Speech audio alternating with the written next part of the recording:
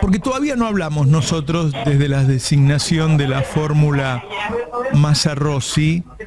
¿Qué pensaste luego de la definición de la fórmula, que no es la única? Va a ir a una paso con Juan Graboy y Abal Medina, pero bueno, es la tercera vez, ¿no? La primera vez fue Scioli, después Alberto, ahora Massa, sin aparecer el heredero, sin aparecer una fórmula que represente todo ese legado kirchnerista. Que ya has tenido unos días para reflexionarlo, ¿qué te queda? El heredero está vacío, digamos, y en todo caso se dispersa entre todo el tejido político que el kirchnerismo va a construir acompañando esta fórmula. Es decir, no hay un heredero, pero sí hay distintas fuerzas políticas y distintos actores políticos que respeto mucho, que acompañan esta fórmula, que evidentemente acompaña a los tiempos.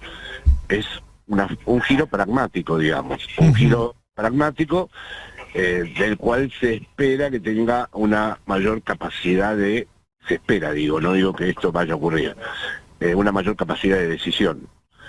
Es decir, no lo considero frente al gobierno de Alberto un giro a la izquierda, lo considero más bien como un giro de decisionista en cuanto a que se confía en que va a haber una capacidad de decisión que van a acompañar las fuerzas del kirchnerismo con alguien que, como lo sugiere tu pregunta, no es el heredero.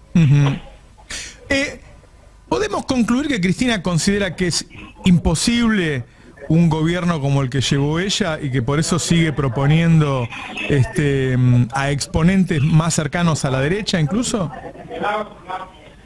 Esa es una conclusión posible, aunque no sé si ella lo piensa de ese modo, en los hechos es así. En los hechos, la cuestión que se nos presenta, y no me parece más interesante aceptarla sinceramente, porque si no se va a entrar rápidamente en el esquema imaginario de que decepcionó y que no es lo que se esperaba, como ya ocurrió con la etapa anterior de Alberto.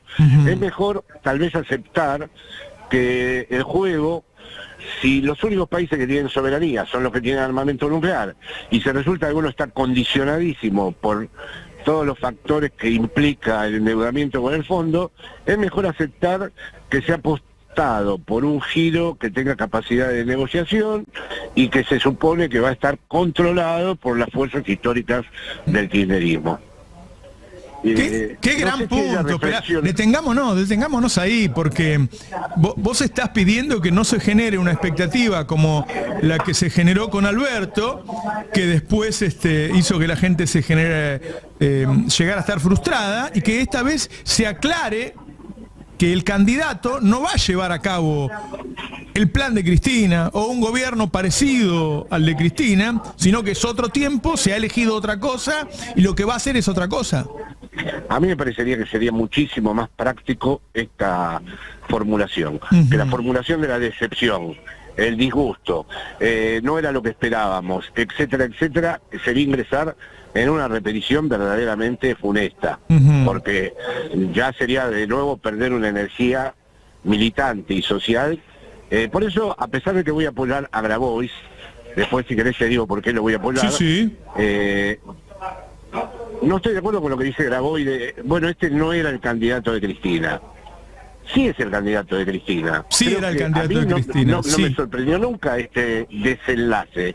Creo que fue desde el momento inicial que apareció en la escena proyecto del candidato de ella. Así es. Y espero que después no se inscriba todo esto en la lógica de la decepción, porque se ha optado por un giro pragmático que está de acuerdo con lo que pasa en el mundo, con lo que está ocurriendo con el mundo. Así es. Es decir, nada puede ser en el año 2023 como lo fue en aquellas décadas gloriosas. Estamos hablando. Y mira qué está pasando con Estados Unidos, qué está pasando con la guerra, qué está pasando con la extrema derecha, el poder de las corporaciones. Con todo eso toma una decisión. El tema es que no está expuesta con esa crudeza. No está expuesta con esa crudeza porque todavía se mantiene un imaginario que se considera como épico y que se considera como verdaderamente muy operativo, y que yo no sé si lo es tanto, porque después vienen las decepciones, los disgustos. Entonces yo creo que sería más interesante generar, por un lado, una lectura más realista de la situación de este giro pragmático, y luego sí, por supuesto que hay que mantener todas las militancias posibles, todos los trabajos territoriales, todo lo que emane del kirchnerismo histórico, que me parece, a mí la Cámpora me sigue pareciendo una organización importantísima en todo este proyecto, y me parece muy decisivo que esté el gobierno del Gran Buenos Aires en manos de Axel, y me parece muy bien que toda esa energía siga operando. Ahora, transformar ahora Massa, a ver si pasa la prueba del algodón.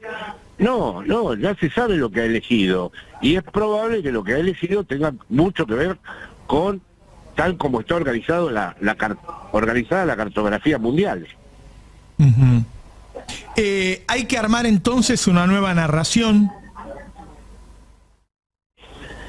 Yo eso lo veo bastante difícil, porque es verdad que las nuevas narraciones no pueden comenzar desde cero, no hay un grado cero de la narración, y la narración esta anterior tiene todavía un enorme peso, porque está el denominado movimiento peronista, las lógicas de la conducción, etcétera, etcétera. Y bueno, y la palabra soberanía y la idea de lo nacional popular, que hay que mantener, y quiero yo colaborar con que se mantenga, y con incluso colaborar con su construcción teórica.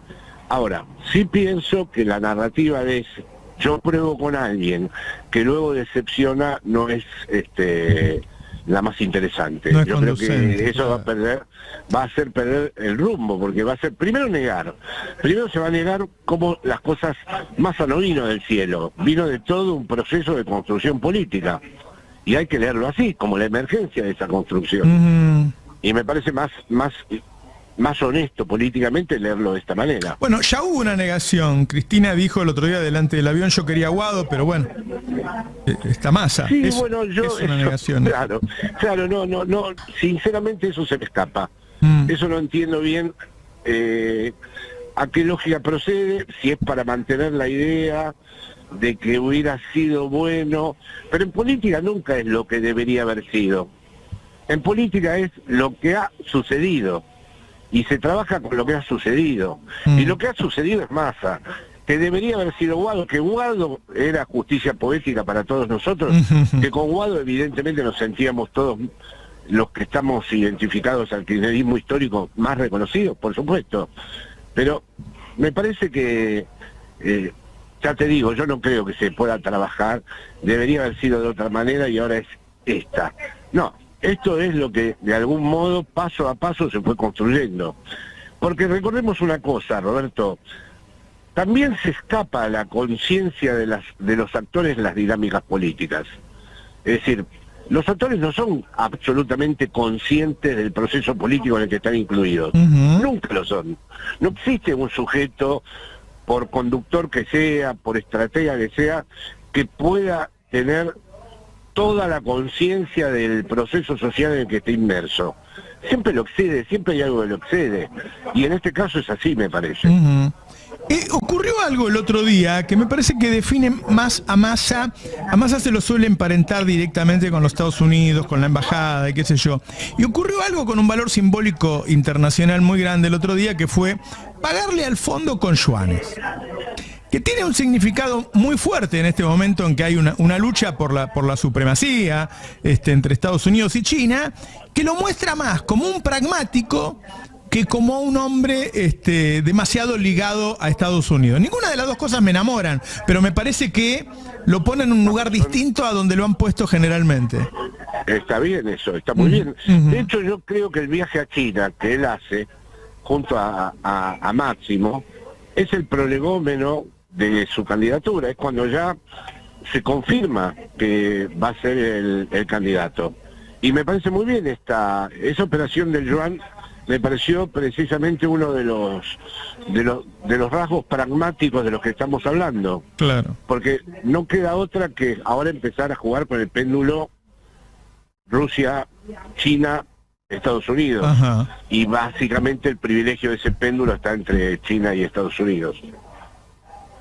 Y ahora sí, contame tu opción Grabois.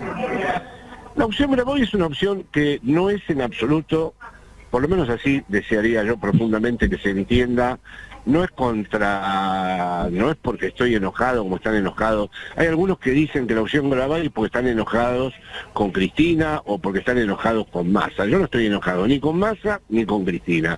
Yo simplemente quiero preservar un legado que tiene que ver con un legado militante, con un legado del trabajo de base, que a mí me parece que pertenece intrínsecamente al peronismo y que es correcto que siga existiendo, que se lo niegue. Esto es independiente de lo que interpreta el propio Grabois de todo eso.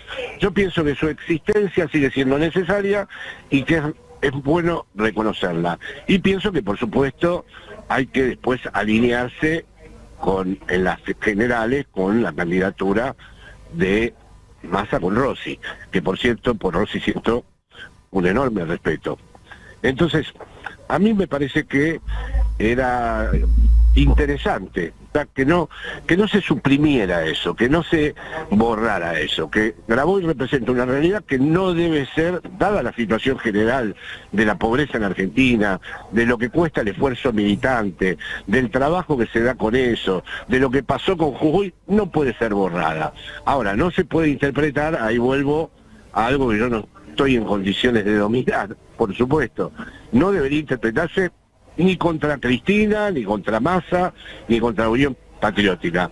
Si hay algunos que votan, después de votar a Grabois, en blanco, son los que van a votar en blanco de cualquier manera Massa. No es la posición que tengo yo, donde pienso que una vez que se den las pasos, todo lo que fue suscitado a partir de Grabois tiene que alinearse en las generales. El número de Grabois puede ser una buena foto de la situación. Desde luego, y sería interesante que fuera un buen número, porque me parece que es una realidad que no es un buen comienzo desconocer. Uh-huh. No es un buen comienzo desconocer. Es más, yo preferiría, si hablamos de relato, que fuera un relato que no lo ignore, ¿no? Uh-huh. Que en todo caso... Que lo incluya, que lo contenga. Que señale con eso que con eso no es suficiente. Pero no que lo ignore, que por supuesto no es suficiente con Grabois, pero evidentemente me parece que no conviene tampoco borrarlo de la escena. Bueno, hay un intento de invisibilizarlo, vos sabés, lo hemos hablado. Sí, por eso aclaro que para mí eso no es una buena idea, me parece que sería más lógico decir, bueno, esto da hasta donde da, es bueno que exista, para algo están estas internas, estas pasos, y luego, evidentemente, eso se tiene que sumar al proyecto que va a ir tomando músculo al pasar de los días, porque parece que la unidad se afianza. Eso parece. Hace un tiempo estábamos charlando y dijiste algo que yo me quedé dudando, pero digo, no se lo voy a discutir porque él está más metido en el tema internacional que yo. Dijiste, las derechas están creciendo en el mundo, más allá de cómo gobiernen la gente de izquierda o de centro, crecen igual. Y me parece que en el lugar donde más claro se ve es en España, ¿no? Sánchez hizo un buen gobierno, o está haciendo un buen gobierno, y la derecha crece, sí. ¿Es así? Sí, en España fue un triunfo netamente ideológico el que han tenido, con argumentos que no es que sean mentiras, generan una realidad paralela, no son fake news. Por ejemplo, la idea de que Sánchez es la ETA o que va a destruir España o que todos los ocupas van a ocupar los pisos o que los violadores van a salir a la calle. No hay ningún principio de realidad, ni siquiera falsificado, que sostenga eso. Por lo tanto, no les ha costado nada avanzar y además no pagan facturas por nada. Se puede demostrar que Abascal, líder de la derecha, vivía de un sobresueldo que estuvo asignado desde hace mucho tiempo por el Partido Popular. Se puede demostrar que Esperanza Aguirre tenía, hablo de líderes de la derecha, que tenía sí. También, no había declarado nunca sus bienes. Se puede demostrar que el candidato a la presidencia de España, Feijóo, en su tiempo en Galicia tuvo relación con el narco. Nada de eso hace mella. ¿Por qué? Porque se está produciendo un fenómeno que tardó años en concentrarse, en donde el capitalismo cambió las reglas de juego a través de una mutación antropológica, donde las reglas de la democracia consideró que ya no eran tan respetables como lo fueron durante el periodo fordista liberal del capitalismo, y por lo tanto se ha producido un fenómeno además general de despolitización, de falta de anclaje histórico, de que hemos hablado muchas veces vos y yo, de sujetos flotantes que no tienen ninguna herramienta para leer sus legados, y bueno, tienen ese beneficio, y entonces ese discurso antipolítico, antiestado, y que a la vez, sin embargo, pide firmeza, pide mano dura. Fíjate lo que está pasando en Francia, hay prácticamente una guerra civil, hay una fractura definitiva, van a tener que declarar el estado de sitio en cualquier momento, se está quemando Francia, ha fracasado la integración cultural, son 3 generaciones, no se sienten franceses. El otro día vi un documental donde el maestro preguntaba, ¿quiénes tienen la nacionalidad francesa? Levantaban la mano todos los alumnos. ¿Quiénes se sienten franceses? Ninguno levantó la mano. Bueno, hay pequeños comerciantes con tanganas en la puerta, el Frente Nacional saca a todos sus militantes de extrema derecha haciendo el saludo nazi por las noches, han hecho una colecta para el policía herido y hay más de 1 millón de euros, en cambio para el magrebí muerto, un niño, apenas juntaron 200.000. Bueno, quiero decirte, todo esto lo va a capitalizar la ultraderecha y está ardiendo el país. Entonces sí, estamos en un cambio de época en ese aspecto. Como todos los cambios de época tienen sus dialécticas y tienen sus dinámicas y pueden tener sus resquicios, y nada que se presente se nos presenta de un modo absoluto, ¿no? Entiéndase que con esto que estoy diciendo no digo que allí haya una verdad definitiva. Los gobiernos son más débiles y se muestran incapaces de solucionar problemas como eso. Digo, a ver, le doy una vuelta más. Ha ganado la izquierda aquí en varios países latinoamericanos, en algún caso ha caído directamente, como en Perú, en otro tiene grandes problemas, como Petro en Colombia, un tipo además muy respetable, o los problemas que tiene Boric en Chile, quizá con menos expertise, o el escaso volumen de los primeros tiempos del gobierno de Lula, incomparable con los primeros tiempos de su primer gobierno cuando amanecía el milenio. Digo, te encontrás te encontrás por otro lado entonces con incapacidad o con falta de potencia, diría yo, de los gobiernos. Hay una falta de potencia porque, por empezar, hay que empezar a admitir que todas las transformaciones tecnológicas que se han dado se constituyen como máquinas de guerra de la derecha, no son para la izquierda. La izquierda, sobre ese aspecto, o los movimientos nacionales y populares, tiene aún muchas cosas que resolver. Todo el fenómeno del capitalismo financiero desborda los márgenes teóricos en los que la izquierda estaba situada. Y te doy un ejemplo. Anoche mismo escuché una entrevista de un operador mediático de la derecha al señor Melconian, y su discurso era vacío. O sea, en todas generalidades. Generalidades que no conducían a ningún lado. Estuvo como 20 minutos, que fue lo que soporté escucharlo, hablando de melones, de que se acomodaran, de que tenía la Fundación Mediterránea en estudio un montón de cosas, y no respondió una sola pregunta sobre qué hacer con el bimonoterismo o con el dólar. Lo que dijo es que había que cambiar la filosofía cultural del populismo. Y con eso se lo presentan como un gran experto. Un tipo que en media hora no dijo nada. Claro. Jorge, muchas gracias por acompañarnos, como siempre. Te envío un fuerte abrazo.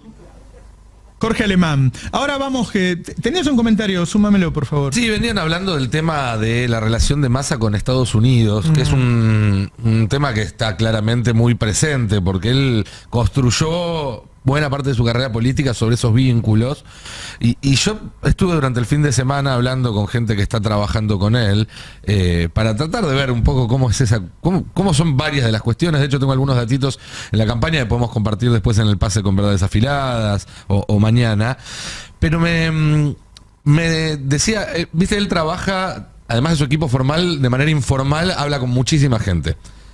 Se supo en estos días que habla mucho últimamente con Amado Boudou, pero también lo hace con Emanuel Alvarezage, con Martín Redrado. Él consulta con economistas de mucho. Y uno de ellos, que habla con él desde hace mucho, que lo conoce desde hace mucho, me decía, Massa construyó su relación con Estados Unidos conociendo la cara de Estados Unidos que quiere seducirte. ¿Sí? Te reciben en la embajada, te dicen que vas a ser muy importante, te facilitan cosas, te invitan a viajes para vos, para tu equipo a Estados Unidos, para que aprendas, para que conozcas, te tiran la alfombra roja. Cuando asumió como ministro de Economía y se sentó a negociar con el Fondo Monetario Internacional, descubrió una cara que no era una con la que él había tratado nunca. Cambió un poco la relación a partir de ahí porque él dice, che, ahora me cagan, me dicen una cosa y después no me cumplen, me prometen algo y después me operan por la espalda para que de acá aparezca alguien haciendo otra cosa. Y que en ese sentido, si bien él los vínculos que tiene a nivel político, con gente del Departamento de Estado y demás, los sigue teniendo y muy fluidos, y con gente de Wall Street, y con gente del Partido Republicano también vía Giuliani y demás, el vínculo con el FMI no es un vínculo idílico, al contrario, claro, está como un poco decepcionado, porque él esperaba que lo iban a recibir, como lo reciben en general, como el gran interlocutor, y lo mandaron a la fila igual que a todos, a decir, vos querés negociar, sentate ahí, espera un rato que te llamamos cuando... Y entonces que también la relación, esto no es para relativizar los vínculos de Massa con Estados Unidos, que son muchos, muy profundos y por muchos lados. Pero en concreto con el Fondo Monetario Internacional, me dijo, él está un poco hinchado las bolas. Él estaba medio, digamos, decepcionado porque pensaba que lo iban a recibir distinto, a tratar distinto, y lo tratan como a todos los ministros de Economía de países endeudados que van a negociar la deuda. Un amigo fue con Lavagna, ni bien asumió de ministro de Economía en 2002, en su primera visita al fondo. También un hombre con relaciones aceitadas, sí, con Estados Unidos. Y entró Lavagna y él se quedó afuera, pero escuchaba. Dice que le gritaban de todo. No. Te tratan como un empleado. Mal, sí, mal. Que le gritaban a Lavagna. Es un tipo potente también, digamos, ¿no? De la línea Massa. Son gente muy jodida y muy poderosa. Y ahora vas de punto ahí. Vas de punto. Ellos son banca y vos vas de punto. Igual